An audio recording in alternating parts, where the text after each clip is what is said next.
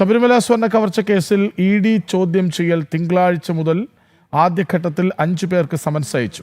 ദേവസ്വം മുൻ administrative officer Murari Babu അടക്കമുള്ളവർക്കാണ് summons. Thiruvithamkoor Devaswom board മുൻ പ്രസിഡന്റ് P.S. പ്രശാന്തിനെയും ചോദ്യം ചെയ്യും. ചോദ്യാവലി തയ്യാറാക്കിയാണ് വിശദമായ ചോദ്യം ചെയ്യലുകളിലേക്ക് ഇ.ഡി. കടക്കുന്നത്. ഫെബ്രുവരി 2 മുതലുള്ള ദിവസങ്ങളിൽ ഹാജരാകാനാണ് കേസുമായി ബന്ധപ്പെട്ടവർക്ക് സമൻസുകൾ. ദേവസ്വം മുൻ അഡ്മിനിസ്ട്രേറ്റീവ് ഓഫീസർ മുരാരി ബാബു ഉൾപ്പെടെയുള്ളവർക്ക് സമൻസുണ്ട്. SIT കേസിൽ അന്വേഷണ സംഘം സമയബന്ധിതമായി കുറ്റപത്രം സമർപ്പിക്കാത്തതിനാൽ സ്വാഭാവിക ജാമ്യം ലഭിച്ച മുരാരി ബാബു ജയിൽ മോചിതനായിരുന്നു. തിരുവിതാംകൂർ ദേവസ്വം ബോർഡ് മുൻ പ്രസിഡന്റ് P.S. പ്രശാന്തിനെയും ഇ.ഡി. ചോദ്യം ചെയ്യും.